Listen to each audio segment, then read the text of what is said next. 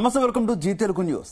కడపలో by election వస్తుందంటూ sensational comments చేశారు Telangana CM Revanth Reddy. By election లో వైఎస్ షర్మిలను గెలిపించుకుంటానని స్పష్టం చేశారు. కడప గల్లీ గల్లీలో తిరిగి విస్తృత ప్రచారం చేస్తానన్నారు. వైఎస్ఆర్ జయంతి సందర్భంగా విజయవాడ సభలో ఈ వ్యాఖ్యలు చేశారు రేవంత్. రాహుల్ గాంధీలాగా తాను కూడా ఒక వీడియో రిలీజ్ చేస్తే సరిపోయేదన్నారు. కానీ తనతో పాటు తెలంగాణ మంత్రులను తీసుకొచ్చి వైఎస్ఆర్ కు నివాళులర్పించామన్నారు రేవంత్. ఆంధ్రప్రదేశ్ లో కాంగ్రెస్ ను గెలిపించడానికి, కాంగ్రెస్ పార్టీ కార్యకర్తలను కాపాడుకోవడానికి, ఎలాంటి కార్యాచరణ తీసుకోవడానికైనా మేము సిద్ధంగా ఉన్నాం. నా మంత్రివర్గం అందరూ ఈ రోజు ఇక్కడికి వచ్చిండ్రు అని అంటే మేమందరం అండగా నిలబడతామని చెప్పడానికే మంత్రివర్గాన్ని మొత్తం తీసుకొని వచ్చిన ఇక్కడికి.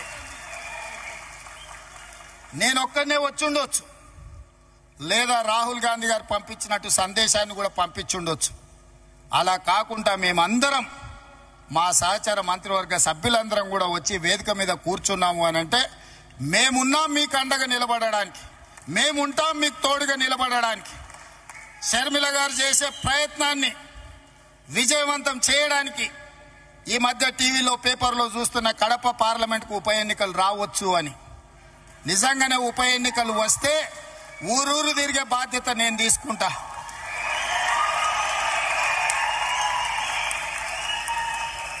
కడప పౌరుషాన్ని ఢిల్లీకు చాటే సందర్భం వస్తే కడప జిల్లా వాసుల తరఫున కాంగ్రెస్ పార్టీ జెండా మోయడానికి, గల్లీ గల్లీ తిరగడానికి, అక్కడి నుంచే ఎక్కడైతే పోగొట్టుకున్నామో అక్కడనే వెతుక్కోమని పెద్దలు ఏదైతే చెప్పినరో, ఏ కడప జిల్లాలో కాంగ్రెస్ పార్టీకి దెబ్బ తగిలిందో అదే కడప జిల్లా నుంచి కాంగ్రెస్ పార్టీ జెండాను ఎగరేసి ఆ గడ్డ మీద నుంచే పోరాటం మొదలు పెడదాం. మీరందరూ కలిసి రండి, మేమండగా నిలబడి ఆంధ్రప్రదేశ్ లో కాంగ్రెస్ ను గెలిపించడానికి, కాంగ్రెస్ పార్టీ కార్యకర్తలను కాపాడుకోవడానికి, ఎలాంటి కార్యాచరణ తీసుకోవడానికైనా మేము సిద్ధంగా ఉన్నాం. నా మంత్రివర్గం అందరూ ఈ రోజు ఇక్కడికి వచ్చిండ్రు అని అంటే మేమందరం అండగా. కడపలో బై ఎలక్షన్ వస్తుందంటూ సెన్సేషనల్ కామెంట్స్ చేశారు తెలంగాణ ముఖ్యమంత్రి రేవంత్ రెడ్డి. బై ఎలక్షన్ లో వైఎస్ షర్మిలను గెలిపించుకుంటానంటూ కూడా ఆయన స్పష్టం చేశారు.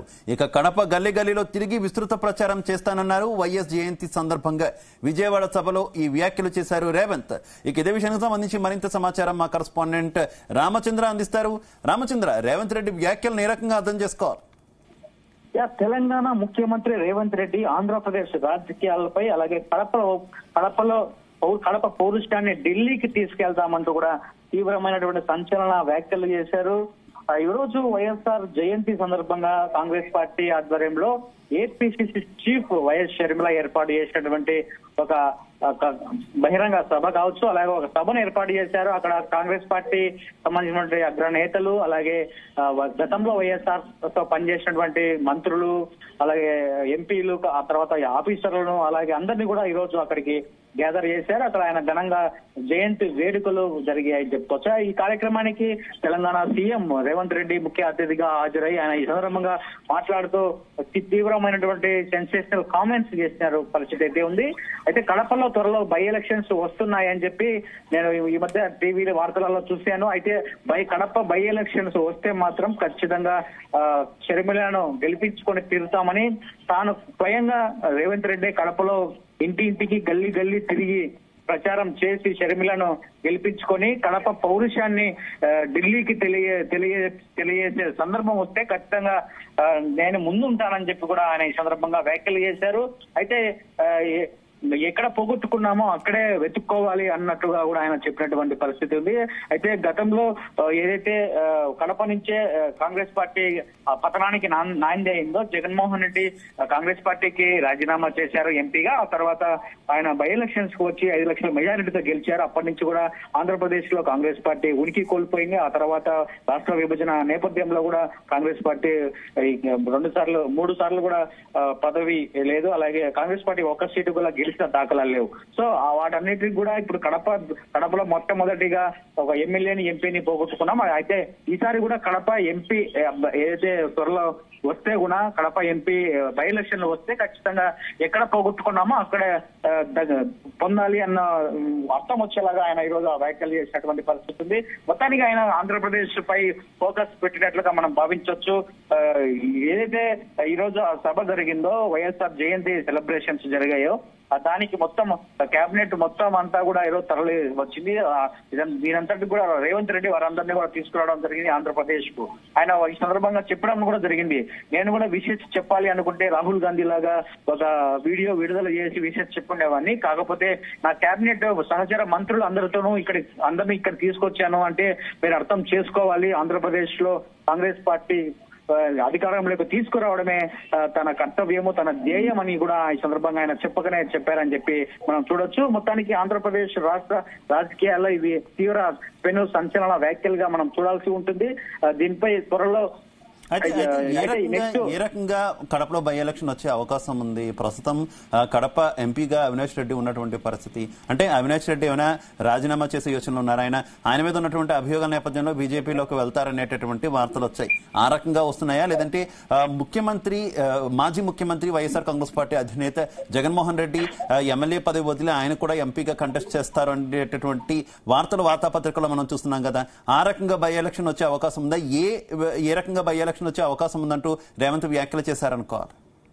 ఎగ్జాక్ట్లీ ఏదైతే జగన్మోహన్ రెడ్డి ఎమ్మెల్యే రాజీనామా చేసి ఆయన ఎంపీగా వెళ్తారని మరొక వాదన, అలాగే అవినాష్ రెడ్డిని వైఎస్ వివేక హత్య కేసులో అరెస్ట్ చేస్తే ఆయనపై శిక్ష వేస్తే అనర్హత వేటు వేయించిన తర్వాత బై ఎలక్షన్లు వస్తాయని మనం రకరకాల కథనాలు ప్రచారం జరుగుతూ వస్తుందో సోషల్ మీడియాలో, వాటినే ప్రస్తావిస్తూ రేవంత్ రెడ్డి ఈ సందర్భంగా ఈ వ్యాఖ్యలు చేశారు.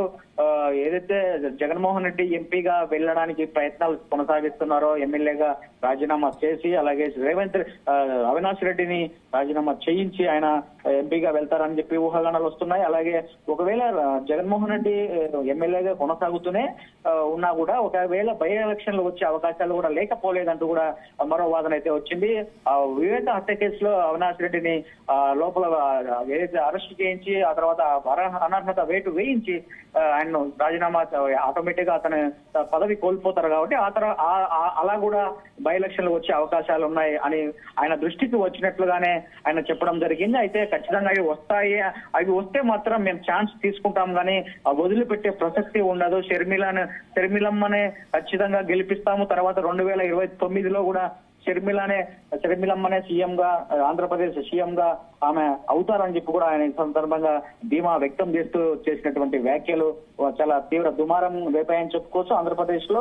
మొత్తానికి 2029 టార్గెట్ గా కాంగ్రెస్ పార్టీ రేవంత్ రెడ్డికి ఒక టాస్క్ ఇచ్చినట్లుగానే మనము చూడొచ్చు.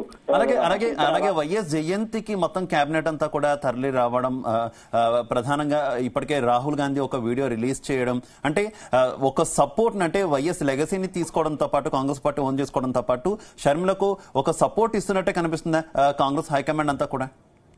ఖచ్చితంగా మొత్తానికి వైఎస్ పేరును మాత్రం రెండు పార్టీలు తీసుకొని వాడుకోవాలని, రాజకీయం చేయాలని చెప్పి అయితే చేస్తున్నారని చెప్పి మనం చాలా స్పష్టంగా చెప్పొచ్చు. అటు వైఎస్ఆర్ కాంగ్రెస్ పార్టీలో ఉన్నటువంటి జగన్మోహన్ రెడ్డి గత ఫస్ట్ నుంచి కూడా ఆయన వైఎస్ లెగసీని వాడుకుంటూ వైఎస్ఆర్ ఏదైతే రాజకీయ నేపథ్యం ఉందో ఆ తర్వాత ఆయన చేసినటువంటి పథకాలు, ఆయన ప్రజలకు చేసినటువంటి సేవలను, ఆయన చనిపోయినటువంటి విధానం, ఆ సందర్భాన్ని కూడా రాజకీయం చేస్తూ వస్తూ ఆయన సీఎం అయ్యారు. సో అదే లెగసీని, అదే ప్రచారాన్ని, అదే రాజశేఖర్ రెడ్డి ఏదైతే పేరు ఉందో ప్రజల్లో, అదే పేరును కూడా ఇప్పుడు కాంగ్రెస్ పార్టీ రాజశేఖర్ రెడ్డిని గతంలో అవమానపరచలేదు అని చెప్పి ఒక ప్రూవ్ చేయాలని చెప్పి రాజశేఖర్ రెడ్డి బిడ్డ షర్మిల కూడా కాంగ్రెస్ పార్టీతోనే ఉంది. అలాగే రాజశేఖర్ రెడ్డి ఒక కళ ఉంది, చివరి కోరిక, ఆయన కళ రాహుల్ గాంధీని దేశ ప్రధానిని చేయడమే ఆయన చివరి కోరిక అని చెప్పి కూడా ప్రతి చోట చెప్పినటువంటి పరిస్థితి ఉంది. ఆ నేపథ్యంలో రాహుల్ గాంధీని దేశ ప్రధానిని చేయాలి, ఇక్కడ షర్మిలను సీఎం చేయాలి అన్న నినాదంతోనే కాంగ్రెస్ పార్టీ వెళ్లబోతున్నట్టు తెలుస్తోంది. మొత్తానికి రాహుల్ గాంధీ, రేవంత్ రెడ్డి వీరిద్దరు కూడా షర్మిలకు పూర్తి స్థాయిలో మద్దతు పలుకుతున్నారు. రాహుల్ గాంధీ మొన్న జరిగినటువంటి సార్వత్రిక ఎన్నికల్లో కూడా కడప జిల్లాకు వచ్చారు. ఆయన వైఎస్ సమాధి ఫస్ట్ టైం మొదటిసారిగా ఆయన ఎడుపులపాయలో ఉన్న వైఎస్ఆర్ ఘాటును కూడా సందర్శించారు. ఆ తర్వాత కడపలో భారీ బహిరంగ సభలో కూడా ఆయన పాల్గొనడం జరిగింది. అయితే మొత్తానికి షర్మిలను మాత్రం తన సొంత చెల్లిలాగా ఆయన భావిస్తున్నట్లుగా ఆయన చెప్పినటువంటి నేపథ్యాన్ని మనం చూసాం. మొత్తానికి షర్మిలకు మాత్రం హైకమాండ్ నుంచి పూర్తి స్థాయిలో మద్దతు ఉంది. అటు కర్ణాటకలో నుంచి డికే శివకుమార్ కావచ్చు, ఇక్కడ ఉన్నటువంటి సీఎం రేవంత్ రెడ్డి కావచ్చు, వీరందరూ కూడా షర్మిలను నెక్స్ట్ 2029లో అధికారంలోకి కాంగ్రెస్ పార్టీని తీసుకురావాలి, సీఎం గా షర్మిలను చేయాలనే ఒక సంకల్పంతోనే ముందుకు వెళ్తున్నట్లుగా మనం చూడొచ్చు. Shiva, okay, thanks for the updates. మేము అండగా నిలబడి ఆంధ్రప్రదేశ్ లో కాంగ్రెస్